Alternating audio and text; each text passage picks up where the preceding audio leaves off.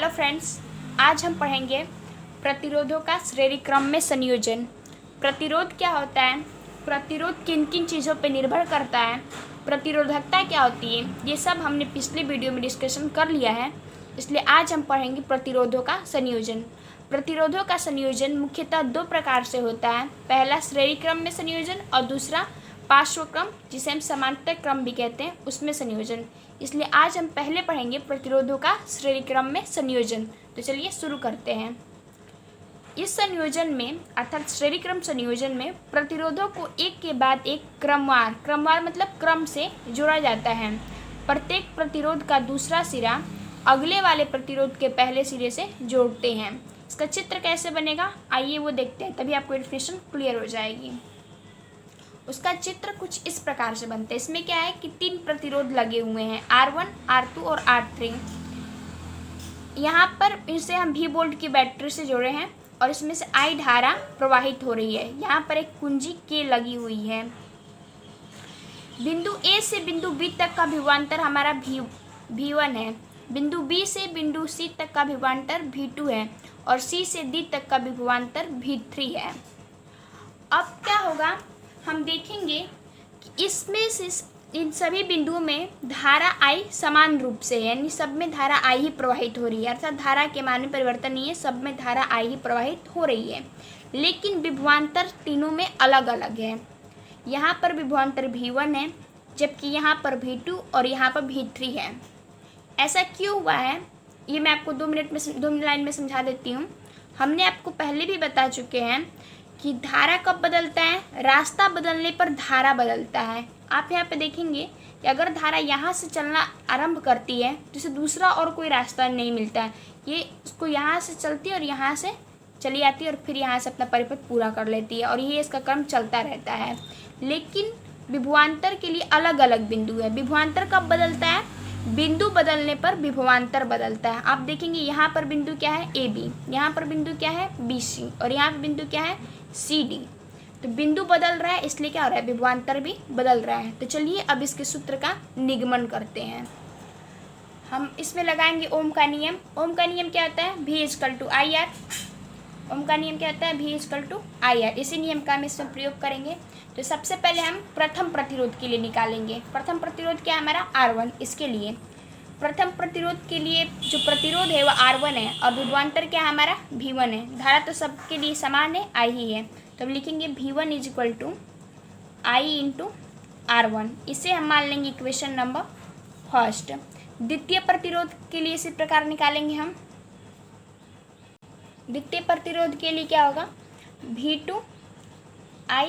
यहाँ पे द्वितीय प्रतिरोध के लिए प्रतिरोध क्या है R2 और विभवांतर ये क्या था V2। तो V2=I × R2 और इसे हम मान लेंगे इक्वेशन नंबर सेकेंड। इसी प्रकार हम निकालेंगे तृतीय प्रतिरोध के लिए।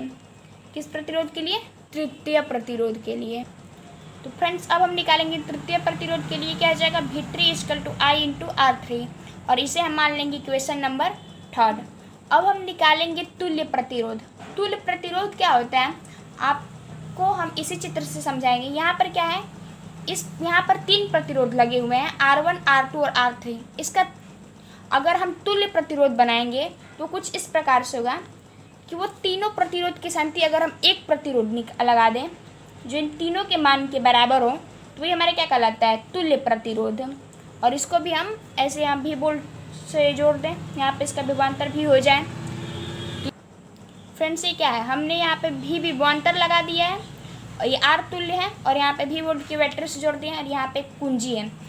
R तुल्य का मतलब क्या होता है, तुल्य प्रतिरोध का मतलब होता है जैसे मान लीजिए कि कोई 4 आदमी हैं, 4 आदमी एक दिन में 4 दीवार बना रहे हैं और वहीं पर अगर हम एक ऐसे आदमी को ला दें जो एक दिन में ही 4 दीवार बना दें, यानी कि उन चारों आदमी के बराबर का काम वो एक आदमी कर रहा है, यानी कि वो एक आदमी उन चारों आदमी के बराबर है, तो उसे हम क्या कहेंगे कि वो तुल्य है। किसके तुल्य है, उन चारों आदमी के तुल्य है।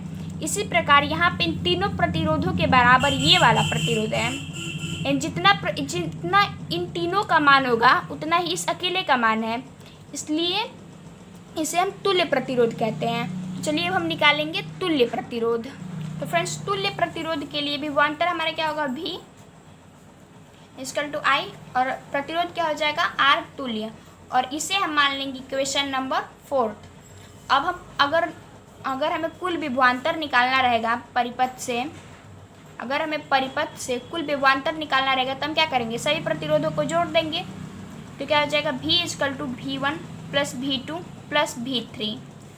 अब हम V क्या हमारा तुल्य है, मतलब जो हमने तुल्य प्रतिरोध के लिए जिस विभवांतर का इस्तेमाल किया था वो है, और ये क्या है, तीनों विभवांतर। अब हम समीकरण 1, 2 और 3, 4 का मान रखेंगे। समीकरण 1, 2, 3 व 4 का मान रखेंगे। तो देखिए, अगर समीकरण 1, 2, 3 व 4 का मान अगर हम रखें इस वाले समीकरण में, तो क्या V बराबर क्या है हमारा, I इंटू आर तुल्य। V1 हमने क्या निकाला था, V1 हमने निकाला था I इंटू R1, V2 क्या निकाला था, I इंटू R2, और V3 क्या निकाला था, I इंटू R3। अगर इन तीनों में आप देखेंगे तो I कॉमन है, तो हम I को कॉमन निकाल लेंगे। तो क्या हो जाएगा, ये हो जाएगा I R1 plus R2 plus R3। यहाँ पर I से I कैंसिल हो जाएगा, तो हमारा सूत्र क्या निकल के आएगा, R तुल्य बराबर R1 plus R2 plus R3, और यही हमारा क्या होता है, श्रेणी क्रम के लिए सूत्र होता है। इसी प्रकार अगर n प्रतिरोध रहेंगे तो वहाँ पर हमारा हो जाएगा R तुल्य बराबर R1 plus R2 plus R3 dot dot, ऐसे ही n टाइम तक रहेगा, और यही हमारा क्या हो जाएगा, श्रेणी क्रम के लिए सूत्र हो जाएगा।